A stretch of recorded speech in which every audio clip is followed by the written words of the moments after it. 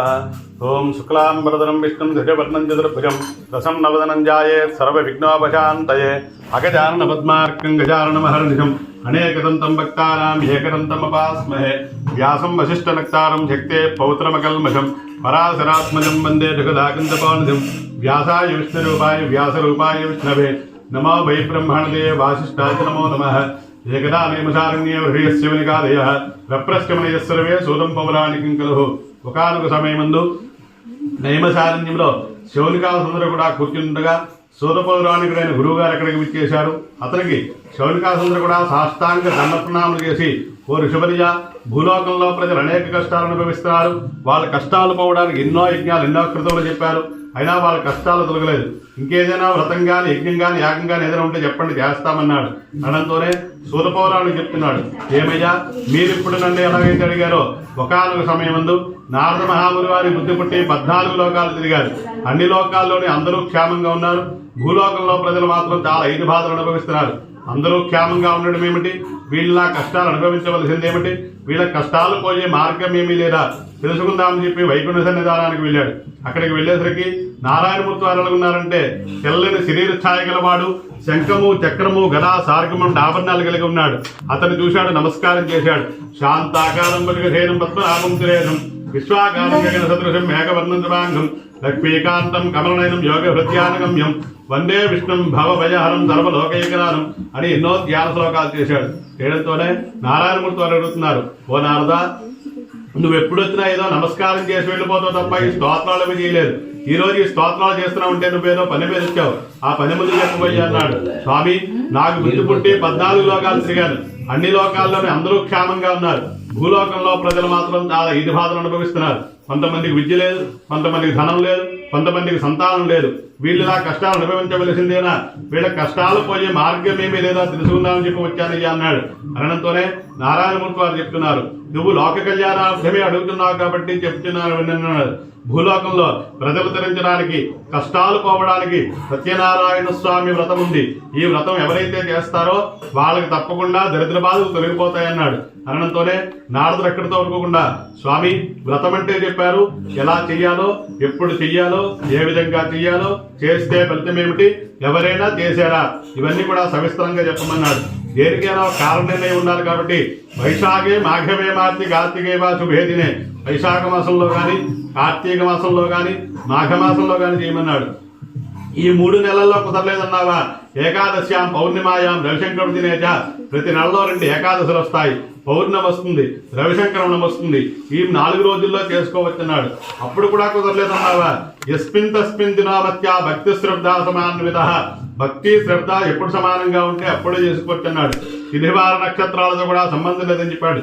ఈ వ్రతం ఎలా తీయాలయ్యా అంటే, ఇంటికి ఈశాన్యం పక్కగా గోమయించి అలకాలి, 5 రంగులతో ముగ్గులు ఏర్పాటు చేయాలి, దానిపై తెల్లని అంచుగల వస్త్రం వేయాలి, దానిపై 5 సంఖ్యలో బియ్యం పొయ్యాలి, ఆ మధ్యలో కలశం ఏర్పాటు చేయాలి. ఈ కలశ బంగారంతో గాని వెండితో గాని ఇత్తడి గాని తులక మట్టి పాత్రనైనా కలశం ఏర్పాటు చేయాలి. ఈ కలశ పైభాగంలో ప్రతిమారూపుడైన సత్యనారాయణ స్వామిని ఆవాహన చేయాలి. ఆ ప్రతిమ మాత్రం బంగారంతో చేయించాలి. 8 గులగింజలెత్తు తదర్థం వా ఎవరి శక్త్యానుసారంగా వాళ్ళ ప్రతిమను చేయించి ఆ ప్రతిమ పంచామృతములతో అభిషేకించి కలశ పైభాగంలో ప్రతిమారూపుడైన సత్యనారాయణ స్వామిని ఆవాహన చేయాలి. అతని పరివార దేవతలు ఎవరంటే ఆదిత్యాది నవగ్రహాలు, ఇంద్రాది అష్టదిక్పాలకులు, దుర్గాది పంచములు. వీళ్ళందరినీ ముందుగా మండపంలో ఆవాహన చేయాలి, వారికి పూజ చేయాలి. తర్వాత ప్రతిమారూపుడైన సత్యనారాయణ స్వామికి యథావిధిగా వారి శక్త్యానుసారంగా పూజ చేయాలి. అన్నిటికీ ఏదో ప్రసాదం ఉంటుంది, కానీ దీనికి మిడతలతో కూడుకునే ప్రసాదము. ఆవు పాలు, ఆవు నెయ్యి, గోధుమ నూక, పంచదార, స్వపాదభక్షం అని పేరు. దీన్ని నివేదన చేయాలి. ఈ వ్రతం ఎప్పుడూ కూడా నిశాముఖి సాయంకాల సమయంలో చేస్తే విశేష ఫలితం అన్నాడు. ఈ వ్రతం చేసేటప్పుడు బంధువుల్ని, మిత్రుల్ని, స్నేహితుల్ని అందరినీ పిలవాలి. వాళ్ళందరూ ఎందుకయ్యా అంటే, వాళ్ళు చూస్తారు, వాళ్ళు తరిస్తారు, వాళ్ళు చేస్తారు కాబట్టి నలుగురిని పిలవాలి. ఈ వ్రతం అనంతరము గీతము, వాయిద్యము, శ్రవణము, జాగారము ఎవరి శక్త్యానుసారంగా వాళ్ళు చేసి, ఎవరైతే స్వామివారి యొక్క తీర్థ ప్రసాదాలని అత్యంత భక్తి శ్రద్ధలతో స్వీకరిస్తారో వాళ్ళు అంతమంది మోక్షం కూడా పొందుతారని చెప్పి వైకుంఠ సన్నిధానంలో నారాయణమూర్తి వారు నారదుడికి ఉపదేశించారు. స్కాంద పురాణ రేవా కంటే ప్రథమో రెండో అధ్యాయంలో ఏం చెప్తున్నాడంటే నారదుడు అక్కడ తవరకుండా స్వామి వ్రతం అంటే చెప్పారు, ఎలా చేయాలో చెప్పారు, ఎవరైనా చేశారా అని ప్రశ్న వేశాడు. ఎవరైనా చేశారని ఎందుకు అడిగారంటే ఫలానా వాళ్ళు చేశారు, వాళ్ళ కోరికలు సిద్ధించేయంటే నమ్మకం కలుగుతుంది, నమ్మకం కలిగితేనే భక్తి కుదురుతుంది, భక్తి కుదిరితేనే కోరికలు సిద్ధిస్తాయి. కాబట్టి నమ్మకం కోసం చెప్తున్నాడు ఎవరైనా చేశారని. కాశీపట్నంలో బ్రాహ్మణోత్తముడు ఉండేవాడు, ఎంతో శాస్త్రవేత్త, ఎన్నో శాస్త్రాలు చదువుకున్నాడు, 4 వేదాలు చదువుకున్నాడు, కుటుంబీకుడు. వీటితో పాటు దరిద్ర బాధలు అనుభవించేవాడు. దరిద్రం తొలగిపోవడానికి రోజు గ్రామంలోకి భిక్షాటనకి వెళ్ళేవాడు, రోజు తృణమోపనమో దొరికేది, ఆధారంతోనే కుటుంబాన్ని పోషించుకుంటూ వస్తున్నాడు. రోజులాగే ఒకరోజు గ్రామంలోకి వెళ్ళేసరికి రోజు తృణమోపనమో దొరికేది, కానీ ఆ రోజు అసలు ఏమీ దొరకలేదు. దొరకపోవడంతోనే ఇంటికి వెళ్ళేసరికి నాన్నగారు ఏం తెచ్చారని పిల్లలు అడిగితే ఏం సమాధానం చెప్పాలో తెలియక అక్కడే ఒక చెట్టు కింద కూర్చుని తదేక ధ్యానంతో నారాయణమూర్తి వారిని ప్రార్థిస్తున్నాడు. భగవంత బ్రాహ్మణ ప్రియ, భగవంతుడు బ్రాహ్మణ ప్రియుడు కాబట్టి ఈ బ్రాహ్మణ పడే కష్టం ఏమిటో తెలుసుకుందామని చెప్పి ఒక ముసలి సాధువు రూపంలో అక్కడికి వచ్చాడు. ఏమయ్యా బ్రాహ్మణోత్తమ, క్షేమంగా లాభంగా ఉన్నావా అని అడిగాడు. నా క్షేమ లాభాలు నీకెందుకు ఏమిటన్నాడు. అలా కాదు, నిన్ను చూస్తే ఏదో కష్టాల్లో ఉన్నట్టున్నావు, నాకు చెప్తే నాకు తోచిన ఉపాయం నేను చెప్తాను కదయ్యా అన్నాడు. అనడంతోనే ఆ బ్రాహ్మణోత్తమ చెప్తున్నాడు, స్వామి నేను 4 వేదాలు చదువుకున్నాను, శాస్త్రాలు చదువుకున్నాను, పురాణ ఇతిహాసాలన్నీ కూడా చదువుకున్నాను, కుటుంబీకుణ్ణి, వీటితో పాటు దరిద్ర బాధలు అనుభవిస్తున్నాను. దరిద్రం తొలగిపోవడానికి ఉపాయం మాత్రం నాకు తెలియడం లేదు, మీకేదైనా తెలిస్తే చెప్పండి చేస్తానన్నాడు. అనడంతోనే ఆ సాధు రూపంలో ఉన్న నారాయణమూర్తి వారు చెప్తున్నారు, నువ్వు సత్యనారాయణ స్వామి వ్రతం చేయి, తప్పక నీకు దరిద్ర బాధలు తొలగిపోతాయని చెప్పి వెనుదిరిగి వెళ్ళిపోతుండగా బ్రాహ్మణోత్తముడు అనుకున్నాడు, ఎవరైనా కష్టాల్లో ఉంటే ఏ వ్రతమో జపమో చేయమని నేనే చెప్తాను కదా, నాకేమిటి సాధువు చెప్పడం ఏమిటి, నేను చేయడం ఏమిటి అనుకున్నాడు. ఆ బ్రాహ్మణకి ఎలాగైనా నమ్మకం కలగాలని చెప్పి సాధువు రూపంలో ఉన్న నారాయణమూర్తి వారు ఒక్కసారిగా ఆకాశంలోకి అంతర్ధానం పొందాడు. ఇది చూచాడు బ్రాహ్మణోత్తముడు, నాపై కృప కలిగి సత్యనారాయణ స్వామి వారే నాకే వ్రతాన్ని ఉపదేశించాలని చెప్పి ఇంటికి వెళ్ళాడు. రాత్రంతేట్లో కాలం గడిపాడు. మరణాదయాన్ని నిద్రలేచాడు. కాలకృత్యము నెరవేర్చుకున్నాడు. స్వామివారికి నమస్కారం చేశాడు. స్వామి రోజులాగే గ్రామంలోకి భిక్షాటనకి వెళ్తాను, ఈ రోజు ఎంత ధనమైతే లభిస్తుందో ఆ ధనంతోనే నీ వ్రతం చేస్తానని నమస్కారం చేశాడు. రోజులాగే గ్రామంలోకి వెళ్ళాడు. రోజు తృణమోపనమో దొరికేది, కానీ ఆ రోజు చాలా విశేష ధనం లభించింది. లభించడంతోనే బ్రాహ్మణోత్తముడు అనుకున్నాడు, నాకెప్పుడూ కూడా ఇంత ధనం లభించలేదు, ఇంత ధనం లభించిందంటే ఇదంతా సత్యనారాయణ స్వామి వారి యొక్క మహిమే. కాబట్టి ఈ ధనాన్ని కుటుంబానికి ఖర్చు చేస్తే దరిద్రం యథావిధిగా ఉంటుందని చెప్పి బజారుకు వెళ్ళాడు. పూజకు కావాలని సామగ్రంతా సమకూర్చుకున్నాడు. ఓ బ్రాహ్మణోత్తముడు కూడా తీసుకొచ్చి ఈ బ్రాహ్మణోత్తముడు సత్యనారాయణ స్వామి వ్రతం యథావిధిగా చేశాడు. చేసిన కొద్దీ ఐశ్వర్యం కలిగిందని మానిలేదు. ప్రతి నెలా వ్రతం చేస్తూ అంత్యమందు మోక్షం కూడా పొందినాడని చెప్పి వైకుంఠ సన్నిధానంలో నారాయణమూర్తి నారదులకు ఉపదేశించారు. నారదుడు అక్కడ దొరకకుండా, స్వామి ఇంత విశాలమైన భూప్రపంచంలో బ్రాహ్మడు అక్కడే వ్రతం చేశాడా, బ్రాహ్మణ కోసమే చెప్తున్నావు అన్నాడు. అలా కాదయ్యా, బ్రహ్మణ క్షత్రియ వైశ్య శూద్రుడు 4 జాతుల వారు కూడా ఈ వ్రతం చేయవచ్చును. ఒక శూద్రుడు వ్రతం చేసిన కథ చెప్తున్నారు నిన్నాడు. కాశీపట్నంలో బ్రాహ్మణోత్తముడు వ్రతం చేస్తుండగా అదే గ్రామంలో కాష్టక్రేత అంటే అడవికి వెళ్లి కట్లు కొట్టుకునేవాడు, తల మీద కట్లు మోపి పెట్టుకుని గ్రామాలన్నీ తిరిగాడు. కట్లు మోపి ఎక్కడ అమ్ముడుపోలేదు. ఈ బ్రాహ్మణోత్తముడి తిరిగి వచ్చేసరికి చాలా దాహం వేసింది. దాహం పుచ్చుకుందామని చెప్పి బయట కట్లు మోపి జారవేశాడు. లోపలికి వెళ్ళేసరికి వ్రతం జరుగుతున్నారు. కథ విన్నాడు, ప్రసాదం పుచ్చుకున్నాడు. ఓ బ్రాహ్మణోత్తమ, ఈ వ్రతమో ఏదో చేస్తున్నావు ఎందుకయ్యా అన్నాడు. అనడంతోనే ఆ బ్రాహ్మణోత్తముడు చెప్తున్నాడు, నేను ఒకనొక సమయమందు దరిద్ర బాధలు అనుభవించేవాడిని, దరిద్రం తొలగిపోవడానికి ఈ వ్రతం చేయమని చెప్పారు. చెప్పిన కొద్దీ చేశాను. చేసిన కొద్దీ ఐశ్వర్యం కలిగిందని మానేలేదు. ప్రతి నెలా వ్రతం చేస్తున్నానయ్యా అన్నాడు. అనడంతోనే ఆ కాష్టక్రేత అనుకున్నాడు, నేను కూడా దరిద్ర బాధలు అనుభవిస్తున్నాను, నేను కూడా వ్రతం చేస్తా, నమస్కారం చేశాడు. ఇంటికి వెళ్ళాడు. రాత్రంతట్లో కాలం గడిపాడు. మరణాదయాన్ని నిద్రలేచాడు. స్వామివారికి నమస్కారం చేశాడు. వ్రతం చేద్దామని ఉత్సాహం అయితే ఉంది, కానీ ధనం లేదు. ఈ కట్లు మోపు అమ్మగా వచ్చిన ధనంతోనే నీ వ్రతం చేస్తారని నమస్కారం చేశాడు. ధనవంతులున్న వీధిలోకి వెళ్ళాడు. కట్లు మోపు చాలా ధనాన్ని గమ్ముడిపోయింది. ఆ ధనాన్ని పట్టుకుని బజారుకు వెళ్ళాడు. పూజకు కావాలని సామగ్రంతా సమకూర్చుకున్నాడు. ఓ బ్రాహ్మణోత్తముడు కూడా తీసుకొచ్చి ఈ కాష్టకేత సత్యనారాయణ స్వామి వ్రతం యథావిధిగా చేశాడు. చేసిన కొద్ది ఐశ్వర్యం కలిగిందని మానేలేదు. ప్రతి నెలా వ్రతం చేస్తూ అంతమంది మోక్షం కూడా పొందినాడని చెప్పి వైకుంఠ సన్నిధానంలో నారాయణమూర్తి నారదులకు ఉపదేశించారు. ఇది స్కాంద పురాణ దేవ అంటే ద్వితీయోధ్యాయ. మూడో అధ్యాయంలో ఏం చెప్తున్నాడంటే ఉల్కాముఖుడిని ఒక రాజుగారు ఉండేవారు. ఆ రాజుగారికి చాలా ఐశ్వర్యం ఉంది, అయినా పుత్ర సంతానం లేదు. పుత్ర సంతాన నిమిత్తార్థమై రోజు దైవ దర్శనం బ్రాహ్మణ దర్శనం చేసుకునేవాడు.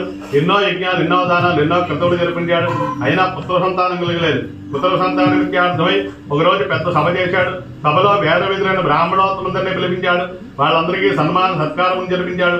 ఓ బ్రాహ్మణోత్తములారా, నాకు పుత్ర సంతానం లేదు, మీకు తెలిసిమే.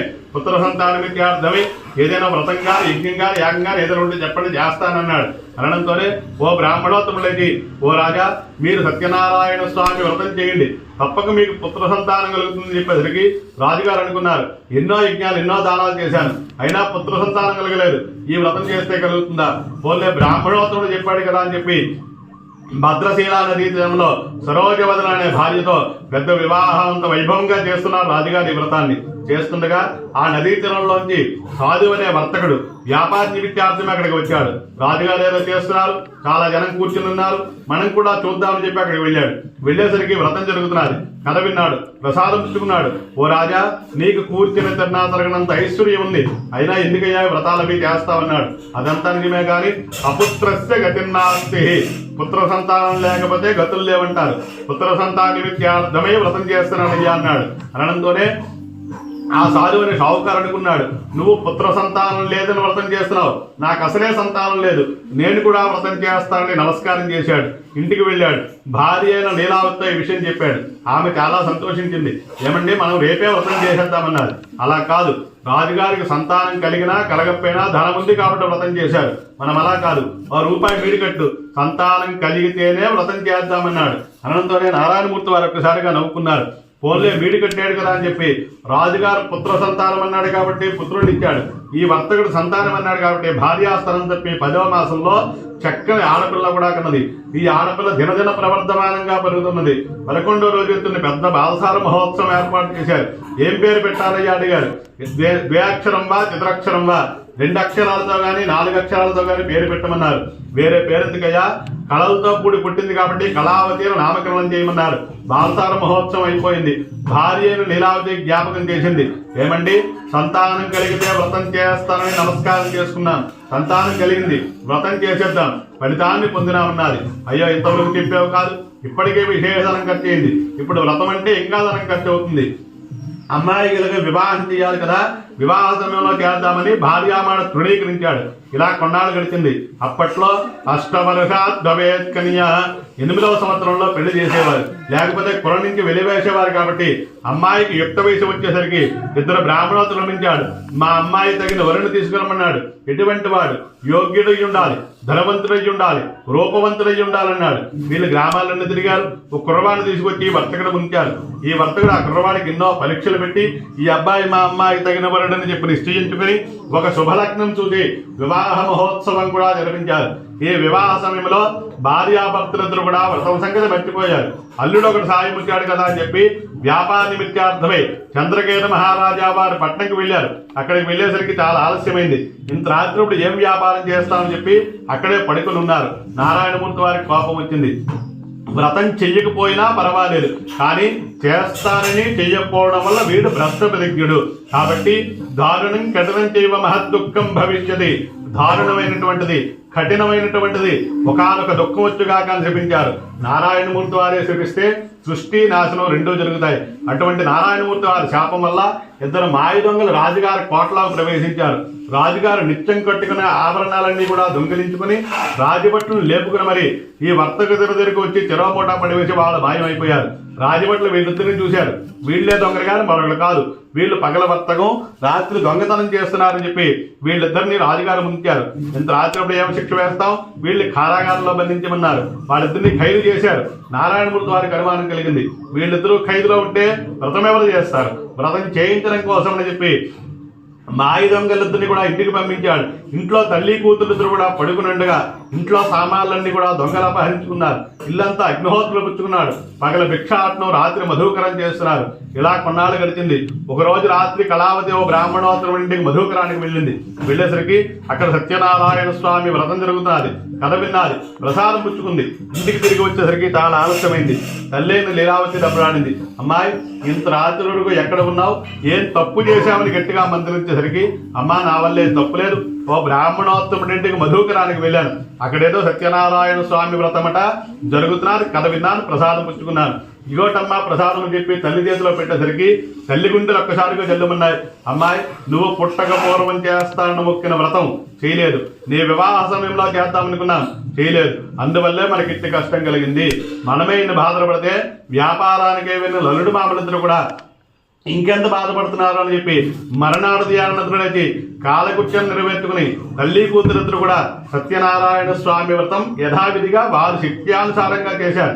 ఆ వ్రతానికి సత్యనారాయణమూర్తి సంతుష్టుడైపోయాడు. ఆ రాత్రే చంద్రకేత మహారాజా వారి స్వప్నంలో కనబడి, ఓ రాజా, నువ్వు దొంగలని బంధించిన వర్తకులిద్దరూ దొంగలు కాదు, వర్తకులు.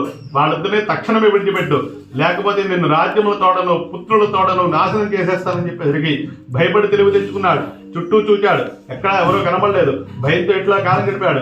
మరణాడు పెద్ద సభ చేశాడు. సభలోకి ఈ వర్తకులిద్దరిని తీసుకురని ఆజ్ఞాపించాడు. వాళ్ళు తీసుకుని వస్తుండగా వాళ్ళు వణికిపోతున్నారు.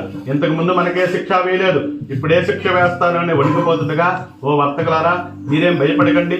ఇందులో మీ తప్పు గాని నా తప్పు గాని ఏమి లేదు.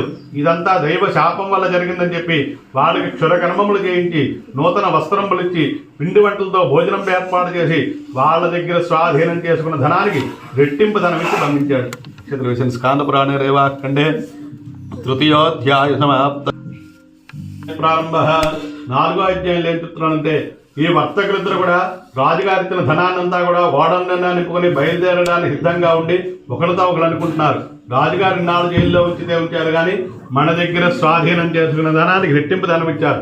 ఎన్నాళ్ళు కష్టపడితే ఇంత ధనం సంపాదించామని చెప్పి ఉత్సాహంతో బయలుదేరడానికి సిద్ధంగా ఉండేసరికి నారాయణమూర్తి వారికి అనుమానం కలిగింది. తల్లి కూతురిద్దరూ వ్రతం చేయడం ఏమిటి, వీళ్ళిద్దరిని విడిచిపెట్టడం ఏమిటి, వీళ్ళకి ఎప్పటికైనా వ్రతం చేసే దృష్టి ఉందో లేదో తెలుసుకుందామని చెప్పి ఒక ముసలి సాధువు రూపంలో అక్కడికి వచ్చాడు. ఏమయ్యా వర్తకులారా, క్షేమంగా లాభంగా ఉన్నారా అని అడిగారు. నా క్షేమ లాభాలు నీకెందుకు ఏమిటన్నారు. అలా కాదు, నేను సత్యనారాయణ స్వామి వ్రతం చేస్తానని చాలా ఏళ్ల కింద ఒప్పుకున్నాను. ధనం లేక వ్రతం చేయలేదు.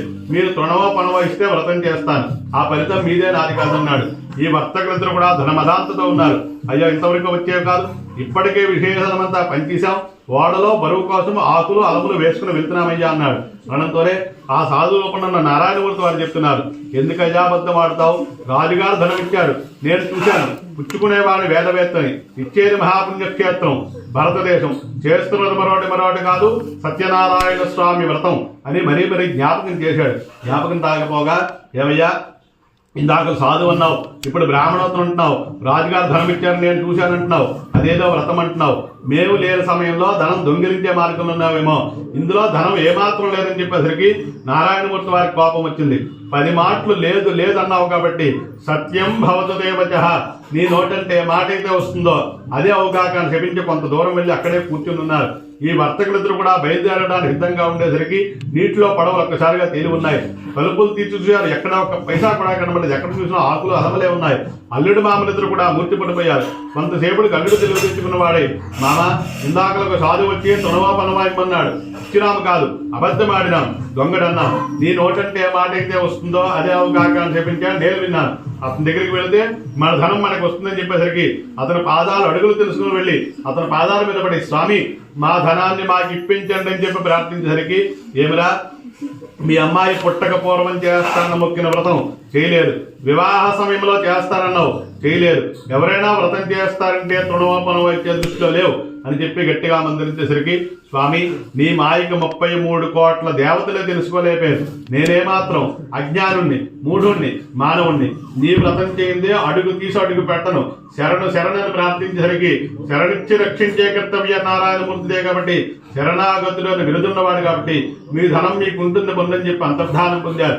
అక్కడి నుంచి తనేక ధ్యానంతో నారాయణ నారాయణ అనుకుంటూ బయలుదేరడానికి సిద్ధంగా ఉండి, మేము క్షేమంగా లాభంగా వస్తున్నామని చెప్పి ఒక లేఖ రాసి ఇంటికి పంపించారు.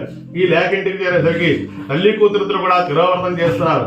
భర్తని తండ్రిని చూద్దాం, అందులో కళావతి వ్రతం పూర్తి చేసి ప్రసాదం పుచ్చుకోవడం మరిచి ఓడల దగ్గరికి వచ్చింది. అంతవరకు అల్లుడు మామలిద్దరు కలిసి వచ్చారు. అప్పటికప్పుడు అల్లుడు పడవ గిరిగిరాత్రికి అడగండిపోయింది. 10 మంది జాలాల వాళ్ళు పిలిపించాడు, వెతికించాడు. ఎక్కడ ఆచూకీ కూడా దొరకలేదు. భర్తే చనిపోయిన తర్వాత నేర్చుకని చెప్పి భర్త పాదుకలు తీసుకుని నదిలోకి వెళ్ళిపోతుండగా కుమార్తె చేపట్టుకుని ఆపాడు. ఆకాశం వైపు చూసి బిగ్గరగా అడిగాడు, స్వామి నేనేం తప్పు చేశానో తెలీదు, తప్పు తెలియకుండా శిక్షించడం భావ్యం కాదని చెప్పేసరికి ఆకాశవాణి నుండి ఒకానొక మాట వినపడ్డాలి. మీ అమ్మాయి వ్రతం పూర్తి చేసి ప్రసాదం పుచ్చుకోవడం మరిచి వచ్చింది, అందువల్లే మీకు ఇట్టి కష్టం కలిగిందని చెప్పేసరికి మరలా కుమార్తెను దెబ్బలాడి ఇంటికి పంపించి ప్రసాదం పుచ్చుకొని ఓడల రేపు తిరిగి వచ్చేసరికి అల్లుడు పడ విధావిధిగా తేలి ఉంది. ఒడ్డునున్న వాళ్ళందరూ కూడా ఎంత ఆశ్చర్యం పొందారు. ఈ వ్రతానికి ప్రసాదానికి ఎంత మహత్యం ఉందా అని చెప్పి తెలుసుకున్నారు.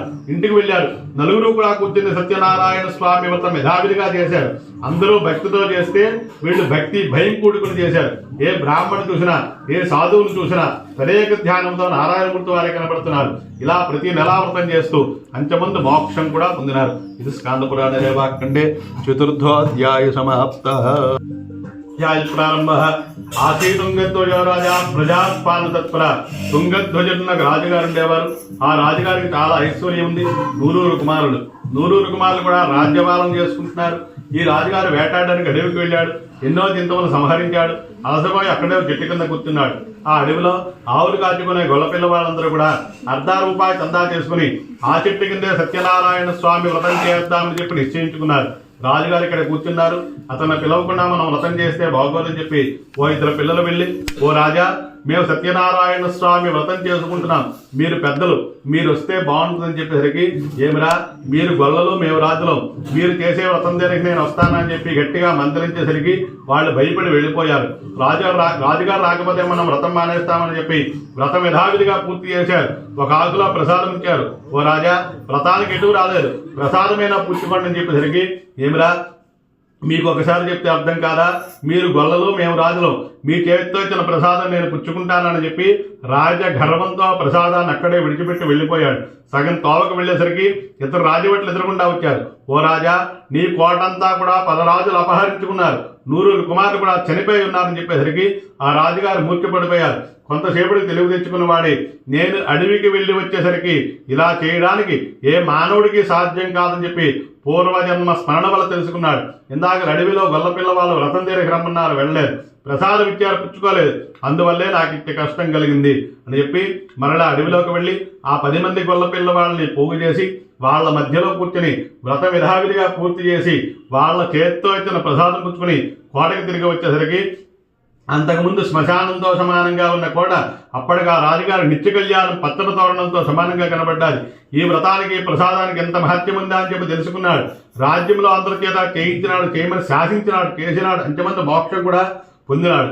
ఈ విశాలమైన భూప్రపంచంలో సత్యనారాయణమూర్తిని సత్యదేవుడు అంటారు, సనాతనుడు అంటారు, సత్యేశ్వరుడు అంటారు, సత్యనారాయణమూర్తి అంటారు. ఎవరెవరు ఏ ఏ పేరుతో పిలుస్తారో, కొలుస్తారో, తలుస్తారో వాళ్ళకి తప్పకుండా కష్టాలు పోతాయి. కారాగారంలో ఉన్నవాడు ప్రార్థిస్తే కారాగార విముక్తులు అవుతాడు. విద్య లేని వారు చేస్తే విద్యావంతులు అవుతారు. సంతానం లేని వారు చేస్తే తప్పక సంతానం కలుగుతుంది. ఇందులో ఎటువంటి సందేహం లేదు. కృతయుగంలో, త్రేతాయుగంలో, ద్వాపర యుగంలో ఆయా యజ్ఞాలు ఆయా క్రతువులు ఎట్టి ఫలితాన్ని ఇచ్చేవి. కానీ ఈ కలియుగంలో అంత విశేషమైన ఫలితం ఇచ్చేది సత్యనారాయణ స్వామి వ్రతం ఒక్కటే. కావున సత్యనారాయణ స్వామి వ్రతం చేసినా, చూసినా, ప్రార్థించినా, నమస్కారం చేసినా, ప్రసాదం పుచ్చుకున్నా అట్టి ఫలితాన్ని పొందుతారని చెప్పి వైకుంఠ సన్నిధానంలో నారాయణమూర్తి వారు నారదులకు ఉపదేశించిన వ్రతాన్ని నైమిషారణ్యంలో శౌనికాసులకు సూత పౌరాణికుడు స్కాంద పురాణంలో రేవాఖండంలో ఒకరు చెప్పాడు. స్కాంద పురాణ రేవాఖండే పంచమోధ్యాయ సమాప్త. స్వస్తి ప్రజాభ్యః పరిపాలయంతాం న్యాయేన మార్గేణ మహిమహిగా గోబ్రాహ్మణేభ్యः శుభమస్తు నిత్యం. లోకాः సమస్తాः సుఖినో భవంతు.